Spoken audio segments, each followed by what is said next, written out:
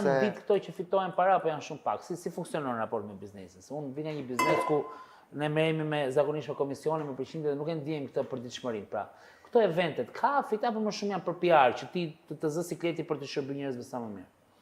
Bashkë shkojnë të dyja. Besoj se bizneset e vogla e ndjejnë shumë, pra është në raport me matësinë e biznesit. Bizneset e vogla e ndjejnë shumë ndryshimin në xhiro, themi, mes një dite të zakonshme dhe mes një fundjave, që të themi që është gjithsesi një ditë që biznesi bën para, të zakonshme dhe mes një fundjave ku ka një ndeshje futbolli. Kjo që thotë vini është shumë e vërtetë, sepse mjafton të shkosh në qytetin e Elbasanit, të bësh një vox pop, edhe kupton që çfarë impakti kishte kur lundte ekipi kombëtar në Elbasan, në ekonominë e qytetit të Elbasanit.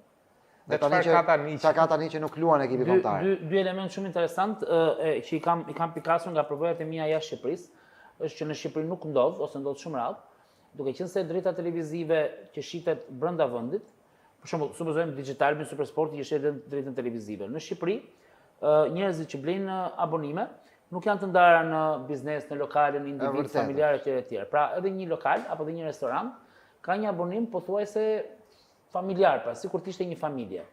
Dhe me thënë drejtën, kjo nuk është e drejtë, sepse bie fjala, ku diun tani, whisky apo libreria që japin ndeshjen. Gjatë kampionatit evropian pati një tentativë për herë të parë në Shqipëri për ndryshuar kjo gjë nëpërmjet TV Klanit. Nuk u bë. Por nuk arriti dot ish drejtori i Digitalbi. Po jam ish drejtori i Digitalbi Supersportit Alban Jau.